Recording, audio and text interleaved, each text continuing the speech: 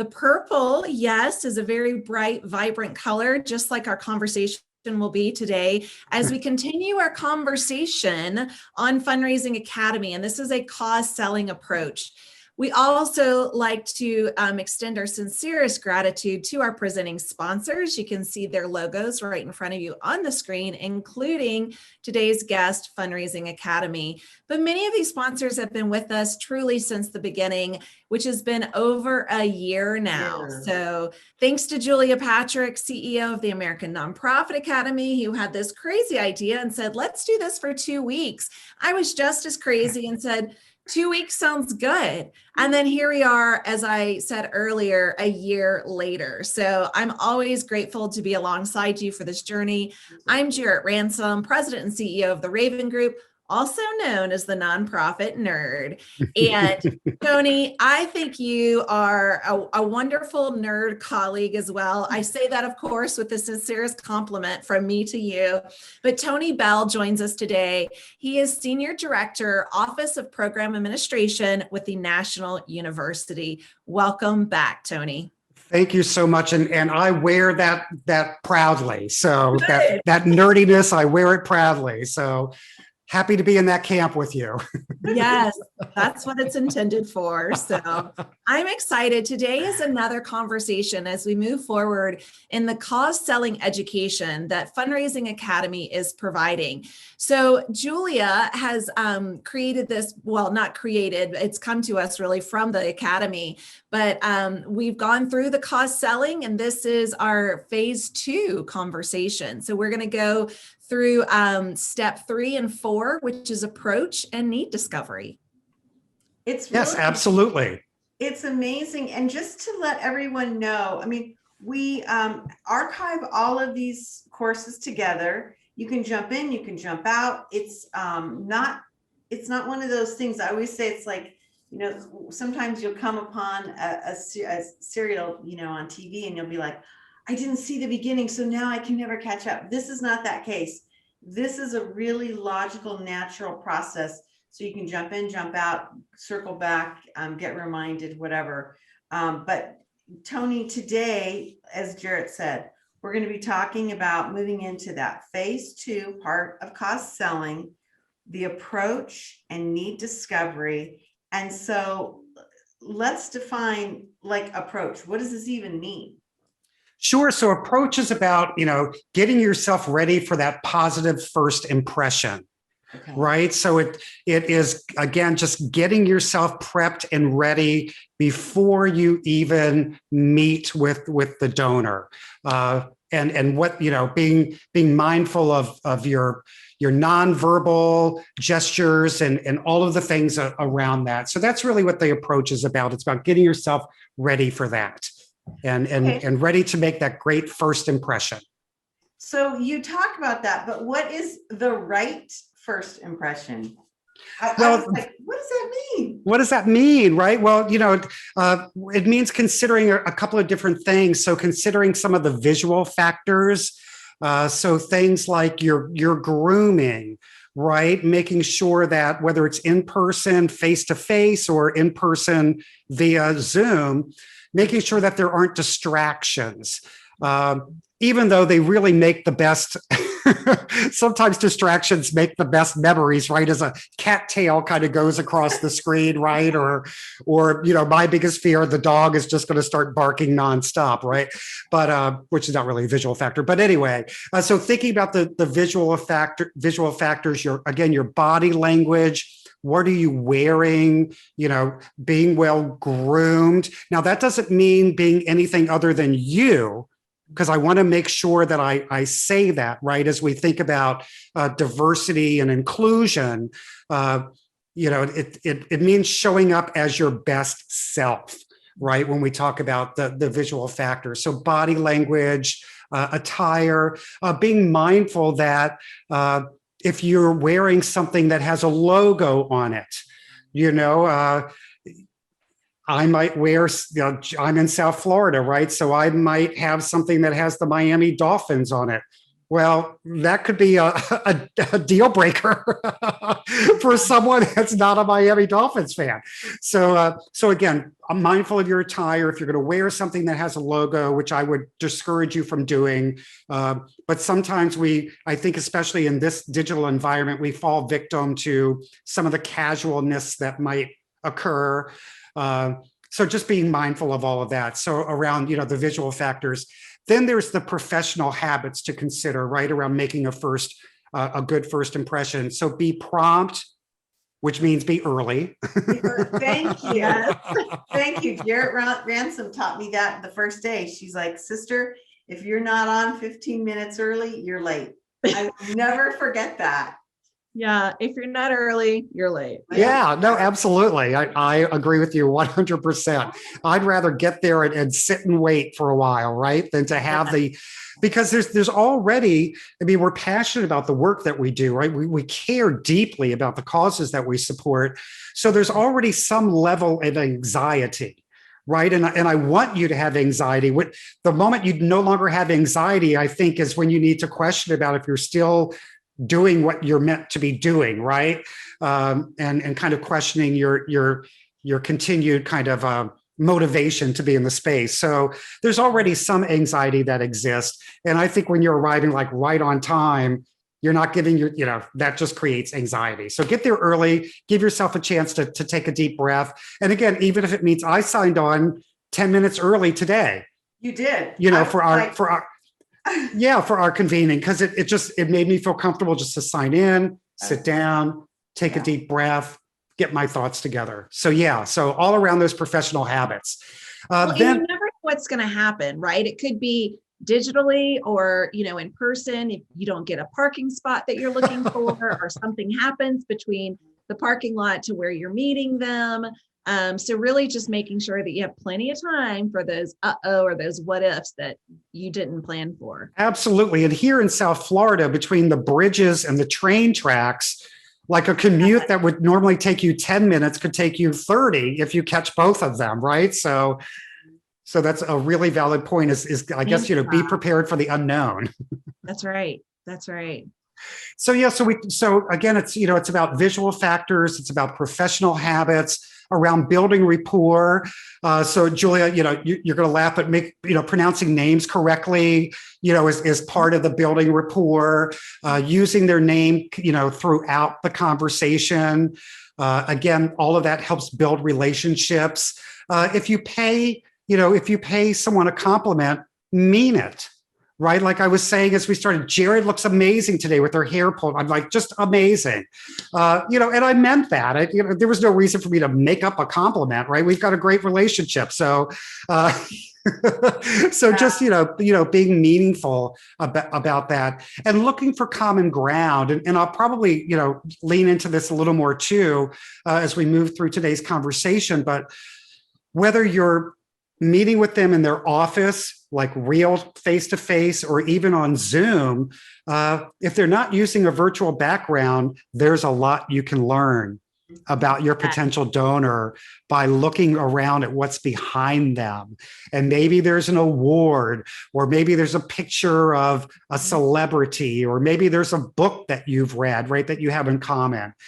Maybe there's a picture of the donor's children or family behind them. There's so many things that you can learn about the donor in this kind of environment where you can lean in and start a conversation around that. Absolutely. I love that point. And that has been really big, of course, during the last 12, 13 months, Tony, because it is so nice to see oh, is that, what's the weather like? That's the simplest thing, if you're meeting in different geographic locations, but also just kind of noticing something, and being astute and just in tune to the surroundings, not just yours, but theirs. And how might you use that to relate with one another? Absolutely. And then kind of there's really four kind of pillars I was talking about around the right first impression, right? Your visual factors, your professional habits, building rapport, and then physical actions. And what that means is, chewing gum. You might not want to chew gum. Thinking of Just don't chew gum. Just don't do it. Don't do it. Don't do it. Just don't do it. So, and then things like, offensive language, like we may say what the H, and that's easy for us, and that rolls off our tongue, or I don't give a D about whatever, and so just again being mindful of some of those, and really regardless of how well you may think you know the donor, if you've had a few interactions before, kind of this getting prepped for this more formal one, really keep it very professional, because you're entering a relationship, right, with the potential donor, but they're an investor in your cause, and you would want to treat them, like an investor for any Fortune 500 company, and give them that professional courtesy. I like that. It's to not become, the way I hear it, Tony, is to not become too comfortable, right? Don't become too comfortable to where, as you said, you are no longer treating them like an investor. Mm-hmm. Yeah, I think it's really important. I think it's a great way to frame up your whole day or your meeting. I mean, it's a great way to put everything into perspective as you begin this journey. And again, like you said, an investor in a cause, that's just the most basic thing. One of the other things you talk about is nailing the greeting. And I think you have some really interesting things. I really want to know what that rule of 10 is. And I want to know, be confident. Okay, we get that, because people love winners and people want to, invest in something they feel like is a good thing. But they do also say be different. And so I'm so curious to see how this works out. So start with the rule of 10. Yeah. So the rule of 10 basically means that when, your first 10 words to the donor should include some form of thanks, right? So when you start the meeting, your first 10 words, something in there should show gratitude. And I would expand upon that and also say should exude some empathy. So thank you so much for investing time in our conversation today. Hope you're doing well and that your family's doing well. And I'm just so excited that we're going to have a chance to have this conversation. Right. So again, just leading into the gratitude, leaning into the empathy, because folks go through stuff all the time. Right. So just recognizing that there may be something going on that might prohibit them from being here right now in this conversation. So you acknowledge that, and then you get their full attention. Love it. I love it. Yeah. So that's what the rule of 10 is.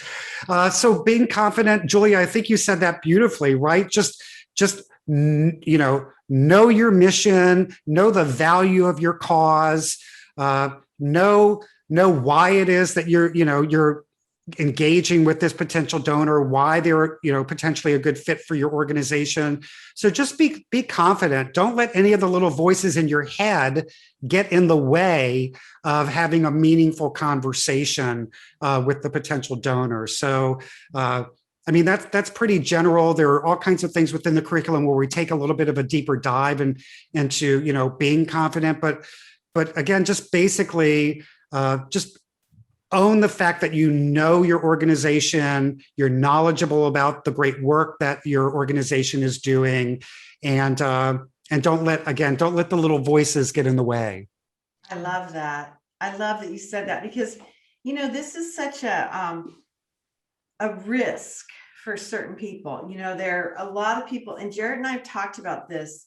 A lot of times that relationship that you have with money and what you think about is, talking to somebody who might have pulled up in a car that literally costs more than your home. Right. Or talking about this immense financial gift that is so hard to conceive of with your life. It takes confidence. And don't be intimidated by titles. I think that's the other thing too. I think, and Julie, the example of the car is a beautiful example of a way that you might immediately feel intimidated, by the potential donor. But and I share some of this because I struggled with this early on in my career, when I first started doing fundraising, and it was, oh, well, this person's, a C-suite individual. I'm not a C-suite, right? At that point, I was a fundraising associate. So, I was pretty low on the ladder when I, first starting my fundraising career, but don't let the title get in the way. And again, don't let it create little voices in your head. This is about relationship-driven fundraising. This is building a relationship with an individual that gets up every morning like you do. You know what I mean? You have so many more things in common with this potential donor than not. And just realizing that. So don't let job titles intimidate you as you prepare for your first meeting. And I think to the confidence, I always like to have the reminder, and it's a reminder to myself, is that if someone asks you something and you truly don't know the answer, it's okay to say, let me get back to you on that. Yeah. That to me also expresses confidence of saying, I know my limits and I know what I know, but I'm not fully, comfortable sharing an answer on that. I feel like I need, to do a little bit more research or conversations within my team. So I will definitely get back to you on that and then get back to them on that. Well, and it also underscores one of the main pillars of running a successful nonprofit, and that's transparency. Right. And so by saying, I don't really have an answer for that, but let me find out and get back to you. So that demonstrates transparency, and you're building trust. Yes. Right. Because you're letting the potential donor know, right away that you're not going to make stuff up, that they can really, again, trust the information that you're sharing with them. 100%. But then do make sure you get back. Oh, right. Absolutely right. Yes, fulfill your promises for sure, right? Promise, absolutely, because that will do the opposite of what you intend to do. Talk to us about being different. How does that, how do you stand out? Because as we talk about competition in the sector, we always say, I don't know the number now, but we reference 1.8 million nonprofits, registered nonprofits in the US. And those are just the nonprofits, right? Registered nonprofits. But then when we talk about the employment, I think I just saw the other day that nonprofits is like the second or third largest industry. 11 million, the Labor Department says there are 11 million Americans that work for a nonprofit. Wow. So how are we different? How do we stand out and be different? So the first thing I would say is be you. Yeah. You are unique just being you. So I think that leans, that right there is being different. Don't feel like, again, you're meeting with a C-suite individual. Doesn't mean you have to wear a blue suit. I mean, it just doesn't. So, that's the main thing I want to say about being different is embracing who you are and showing up as your authentic self. You can be different by being, just peppy, right? I mean, so just, sometimes, and again, it's a business meeting, but that doesn't mean that you can't bring a lot of joy to the interaction. If you have done, research, this is a little bit of a risk, but I have done this, and in this, in this more digital climate, where I've done research on an individual, and and I looked at their LinkedIn, and I saw, a hobby that they might have, or on Facebook, a hobby that they might have, or music that they love. So I had a meeting where my backdrop was ABBA. So I was sitting in the middle of the group, ABBA, and it was a great icebreaker. And the first thing she said was, "Oh my gosh, I love ABBA," and it's because I had done those other steps of the process, right, where I had learned about my potential donor, come across this interesting fact about them, and incorporated that. So again, those are just some really simple, that's a simple example of how to be different, compared to everyone else. But I think most importantly is really to lean into who you are and to be your genuine, authentic self. And that alone makes you different, because we're all unique. Now, I love that because I think that's also going to build your confidence. You know, if you are engaging with somebody that is more true to yourself, that right there kind of breaks down some of those things. Am I doing this right? Am I behaving properly? Whatever. Yeah, But I think being genuine goes a long way. And I think especially if you're meeting with savvy donors, they can sense if you're not being genuine. So that's super important in my book. yeah, I agree with you. Now, the last part of this on nailing the greeting, you say read the room, and you can even read the virtual room. You talked about that, seeing the environment that somebody's in, greeting them with empathy. But what does that mean when we really start looking at coming back into these IRL, in real life meeting situations? Because the meeting rooms have changed. They're not going to be there. I think there's still going to be social distancing to some effect. What does this look like to you? Yeah, no, that's a good question. I think reading the room could mean things like if the potential donor is spending a lot, so you're talking to them, but they're doing a lot of this with, That would be the worst. or the phone's ringing off the hook. So reading the room also means, now how do I have to adjust my conversation or my approach so that I'm standing out amongst the competition that exists either through the phone or through technology? And part of my strategy a lot of times is just to say nothing and just sit there, because ultimately they will catch on to the silence and then look at you to start, a conversation or to say something else. So that's just been some of my experiences around, how to read the room when you're back in what do you call it? IRL, back in real life? Yeah, IRL in real life. Yeah. I had a scenario that I'd love to share, and I'll keep it brief, but I was meeting with a major donor. I was a full-time employee at the time, and we met at a local coffee shop, which is one where a lot of people would meet. It was like, if you wanted to see someone, you better get there early, because guaranteed they're going to show up at some point throughout the day. Well, we had already sat down having a conversation, Tony, and then I noticed that the donor got really uncomfortable. And so I really had to read the room. And what I noticed was there was just too many people, and the level of willingness to be comfortable in the conversation shifted immensely. So it could have been that someone was sitting too close to us, or someone she knew was sitting within earshot, kind of thing, So knowing to read the room and just say, hey, I've noticed it's gotten a little noisy in here and a little extra crowded. Would you be comfortable if we stepped outside and continue the conversation at an outside, table? She was immensely grateful for me noticing her level of, comfortability. And she just said, I didn't know what to say, but I knew that I couldn't continue the conversation.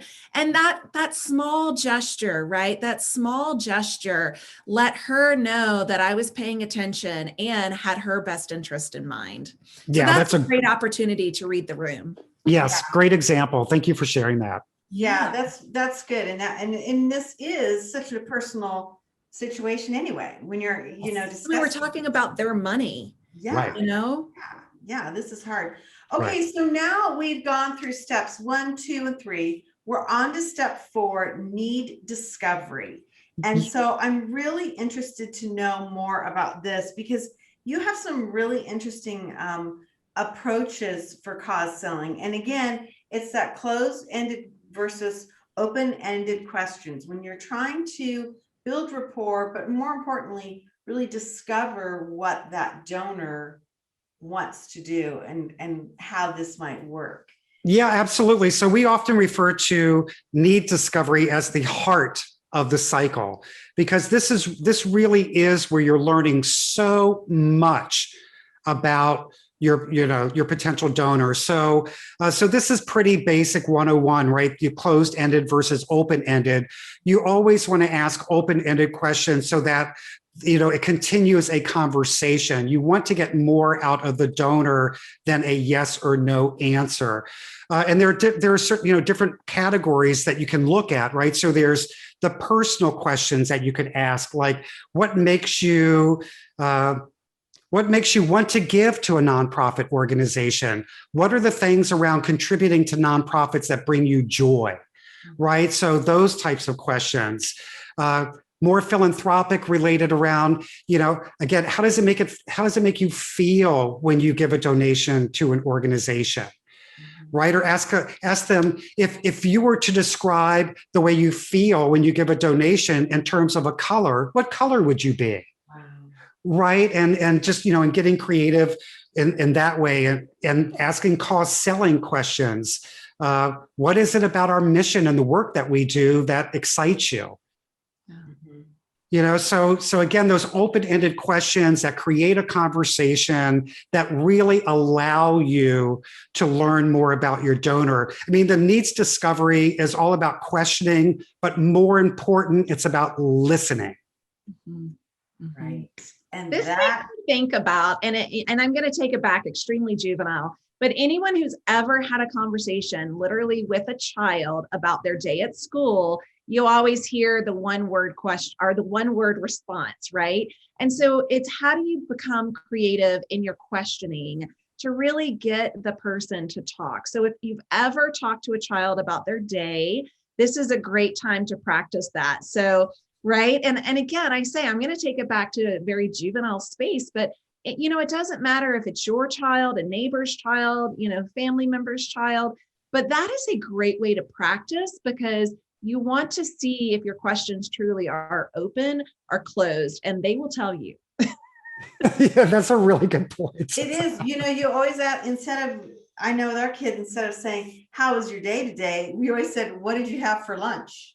Yes. Because if you just say, how was your day? They're like, okay. But if you're like, well, what did you have for lunch? And then, you can elicit more things. And as you said, Tony, it really keeps the conversation rolling. So, what exactly about our organization drew you closer to the mission? Or, what of our programs, right? Or which program have you really enjoyed watching? And what are some of the successes that you've noticed? Mm-hmm. Now, Tony, would it be inappropriate to ask about other organizations that donor has worked with? I don't think so. I think it's a great opportunity to say, I'd love for you to share with me a story about another nonprofit that you've supported, and what is a great experience that you've had with other organizations that you've invested in, and have them share that story, because that's going to give you a lot of good information around how to continue to nurture and steward that relationship once you receive the gift, because they're sharing with you a positive experience that they had, so you can mimic some of that as you move them through the cycle and ultimately receive a gift.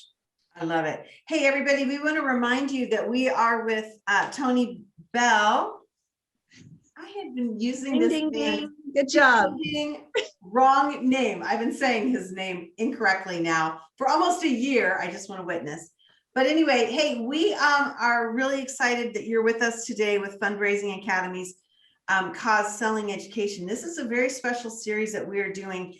And this series, we take this to more than our general 30 minutes that we stick to. So stay with us if you can, because we'll go another 15 minutes. We have so much more to talk about. And again, this is a special thing because Jarrett and I, we really don't extend our time in the normal course of the nonprofit show. But we have to talk about this because I loved this statement that you made, Tony. Ask for advice and you'll get money. Yeah, so this is this is another great reminder that, at least in my experience and what's been proven successful through the cause selling cycle, is, again, we're building relationships. So very, very, very rarely are we asking for a gift in this first encounter with the potential donor, right? This is a get to know me, right? That's why we said needs discovery, right? This is a get to know me opportunity.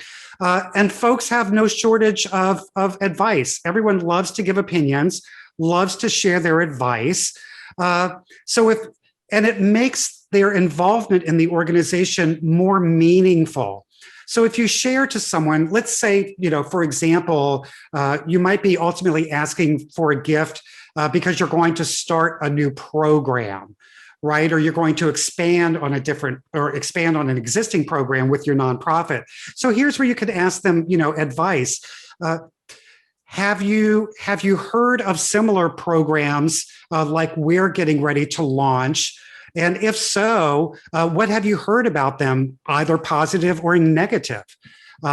If you were going to launch a micro enterprise, what micro enterprise might you launch? We're considering launching this micro enterprise. Do you think that would be successful in our market?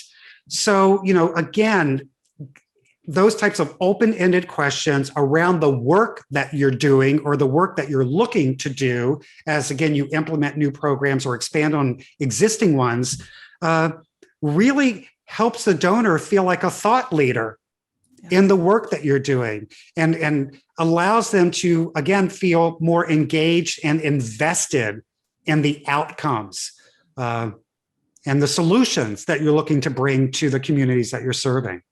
Right. There's this quote that I've heard, and in fact, I just shared it during a strategic planning meeting that I held last Friday. Ooh, strategic planning, goosebumps everywhere. Oh, good. Me too. I knew you were a nerd right along with me. But the quote is, and I have no idea who said it. So if either of you are with our listeners do, people support that in which they help create.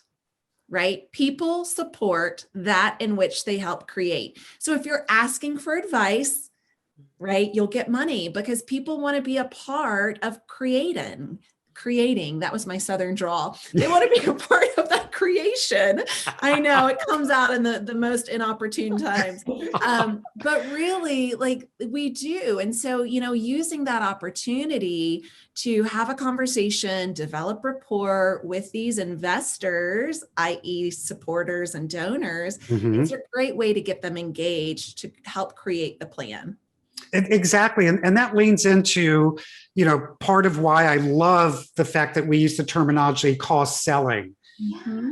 Because again, in this space, we're selling an idea, a solution to a community need, right? So when we engage them in that kind of conversation, they're helping to build the solution. Yeah. So you then talk about when you're having this engagement, and I'll call it an engagement, and you're starting to, drill down and you're looking at what the donors, if you will, say their interests are. You have some really interesting ways to look at this. You can ask the motivation question, because what is the personal tug? And there might be something that's really, really personal that drives somebody. And it can be tragic. True. Unfortunately, that's true. Yeah. And it can be hard to hear and it can be hard to manage. Right. So the motivation question is, are things like, why are you passionate about the work that our organization is doing? Why are you passionate about this space? This space just meaning, why are you passionate about supporting nonprofits in general? What motivates you to want to invest in a nonprofit organization? It's really a fascinating thing because I think that sometimes you might not be ready for what somebody says. Right. And I think that's kind of interesting. I think the next thing you talked about is the success question. And I would love for you to talk about that, because that's something that I don't know if we drill down enough. Yeah. So the success question are things like asking the donor, what do you want to achieve through your investment with our organization? Right. What do you consider a good return on investment? Yeah. for you, again, as an investor in our cause and as an investor in the solutions that we're bringing to the community that we serve. So that's really what the success question is all about is, again, what do you want to achieve? How do you measure success in the organizations that you support? And I think what's interesting about that is that as somebody who's trying to build this relationship, it will give you a framework with which to communicate, to know Absolutely. how to get back to that donor to say, I know this was important to you. This is what's happening, or this is where we're going. But then you say, ask them what frustrates them as well. I think that's interesting. Yeah. So the frustration really is more around, what do you want to change?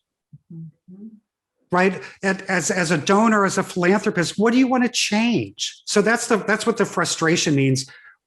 What is it that has frustrated you so much that you want to invest in our organization to affect this change? And it may go back, it may tie into the motivation question, right?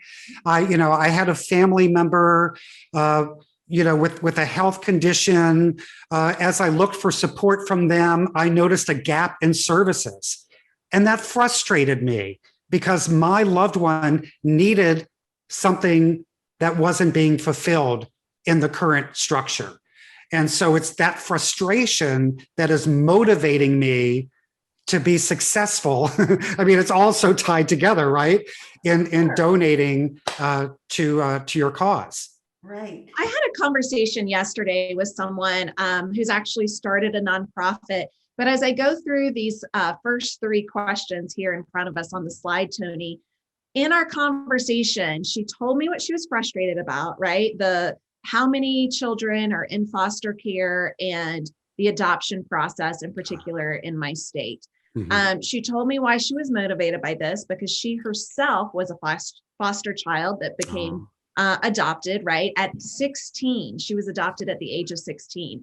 And then she also told me what success looked like of what she thought the system could do differently. So that right there, it was a conversation. But as I'm looking at these questions, I'm now looking with a new lens, Tony, through this cause selling approach, truly, to say, okay, in this conversation, can I answer these 5 questions, right? From this brief conversation with this individual, do I have the answers for these? Yeah. Exactly. That was great. Talk to me about the right fit and the commitment, because I wonder if I can check those boxes too. So the right fit, of course, is, how do you choose what nonprofits you like to support? So asking the potential donor, how do you make this decision? How do you determine whether or not an organization is the right fit for you? And be prepared for all kinds of different answers, right? And it could be around, it could be, I know if they're a right fit because I like the annual report that's delivered every year. So I really get to see, the fiscal management of the organization. A right fit question might be, I support the level of diversity and inclusion that exists within your organization. I respect the diversity and inclusion that exists on your board of directors. Right. So it's it's kind of, those right fit questions. And then the commitment question is really around, what level of engagement do you like to have with the organizations that you invest in? Do you like to, Julia, like you were saying, do you like to visit the facility? Do you want, above and beyond your incredible investment financially, do you want volunteer opportunities? Do you want to serve on a task force? So just really getting to, do you want to host a table for our gala? So just really asking questions about, how do you want to be involved? How do you want to be engaged with the organization? What level of commitment do you want to have? It's really interesting because I would imagine that a lot of these questions are something for some donors, they're going to have to ponder them. they're depending on what their experience has been with other organizations, how much they know you. Again, from the get-go, you talk to us about this. This is about building a relationship and trying to determine how you're going to go forward, not just for a one time, but for a sustained period of time, maybe even multi-generational. Without a doubt. Mm-hmm. I mean, that's like really where we want to get to. So I'm so fascinated by that and how you really try and draw that out. But more importantly, you say something as we finish up our time today, and it's gone by so ding dang quickly. It always does. It's such a pleasure to be with both of you all the time. I mean, I know, we could sit back for hours and just go on and on and on and on. So and one day we will, I guarantee you.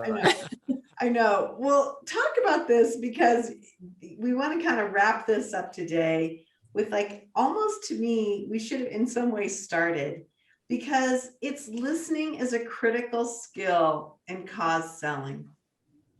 Wow. Yeah, absolutely. And when we started talking about the needs discovery, I said needs discovery is really about questioning and listening, but more so about listening. So we've talked about, some of the great questions that you can ask so that you're getting really good information about the donor. So listening is really critical. And so listening means truly not forming an answer before they're done, right? Listen all the way till you get to the punctuation, whether it's a period, a question mark, or an exclamation point, right? Just listen to the entire thought that's being shared with you by the potential donor. So avoid prejudgment around what you're hearing. Be patient. Right. I mean, if they're going, if the donor's going on and on, that's great. Let them go on and on. So be patient. Even if you ask a question and there's moments of silence, embrace the moments of silence. Don't feel like you have to fill that void. Mm-hmm. Yeah. Right. Embrace the moments of silence. So be patient. Take notes. And one of the reasons why it's important to take notes, not only for your future follow-up, but for the moment that's happening right now in this conversation, so that you can reiterate or reinforce what's being said, which proves to the potential donor that you've been listening. Right. I was going to ask you about that, because I was wondering if that's like, does that seem too invasive if somebody's taking notes, or like what that might seem like? Because it doesn't seem as though it's as conversational. Well, I think it's how you frame the activity. So I'll often say, oh my gosh, what you're sharing with me is so good. I don't want to forget any piece of it. So I'm just going to make a couple of notes so that I don't forget, the great information that you're sharing, especially if you're asking them, those questions around, what do you consider to be successful, or, how can my organization be better? You're going to want to say, this is really great information. So, forgive me, I just want to take some notes because I don't want to forget any of what you're saying. Absolutely. I love it. And going back to, if there's anything that you need to deliver after the meeting, that too is something you want to write down so you don't forget it. Without a doubt. And when I do those follow-ups, I always kind of lead into them with saying something like, as promised. Right. Blah, blah, blah, blah, blah, blah. I'm a big advocate of the as promised. That's a great thing to remember. Well, I'm just thrilled. And again, I've learned so much from you, and you've really made me see how I've done things incorrectly over the years of asking for money on behalf of the organizations, not as a professional, but just as a board member or somebody out in the community. It has just put me on a new way of thinking. And so I'm going to put up this iconography for the cause selling wheel, as I like to call it. It really is 8 steps. Today, we've gone through step 3 and 4. We started with step 1 and 2. And so really, as we were talking, you can jump in, you can jump out. It's all about building those relationships. You can find all of Tony Beall's amazing work on our Roku channel, also on our website, in our archives. We are lumping all of these amazing cause selling series together so that you or your team can look at these, you know, in a logical order, or where you might find that you're needing some extra help, as we like to say. So what an amazing thing. Again, I'm Julia Patrick. I've been joined by the nonprofit nerd herself, Jarrett Ransom, CEO of the Raven Group. But more importantly, we've had Tony Beall here with National University and the Fundraising Academy. Wow, what a game changer for our sector to have a logical process that is natural, that builds confidence, not only with the asker, but the donor. I'm really impressed. It's the right way, I think, Tony, to be building a stronger future for all of our nonprofits. And Jarrett and I talk about this all the time. Is Jarrett has this amazing thing, the ROR, return on relationship. Yes. You know, where you're going and how you're getting there. So Fundraising Academy, now we're doing this twice a month. So you will see us again in April. We're doing this on Tuesdays. So definitely check your calendar and watch for our notices, because you don't want to miss these next phases and steps that are coming up. Again, we want to thank our presenting sponsors. Without you, we would not be here having this robust conversation. And wow, now, Tony, I want to go out and ask for some money for one of my organizations I support. Okay. Well, again, it's such an honor to be with both of you. I'm very passionate about our cause selling process, and it's just an honor and privilege to share it with the both of you and with our viewers. So thank you for the opportunity. Thank you. It's amazing. It's a game changer. And what could be better than making our nonprofit stronger? I mean, this to me is like the work of the angels. So I'm so appreciative. As we end every show, we like to remind everybody to stay well so you can do well. And doing well is part of cause selling, if you don't mind me saying so. Anyway, thanks so much. I hope you all have a great day. Thanks for sticking with us on this extra special series from the Fundraising Academy and the Nonprofit Show. Have a great day, everybody, and we'll see you here tomorrow.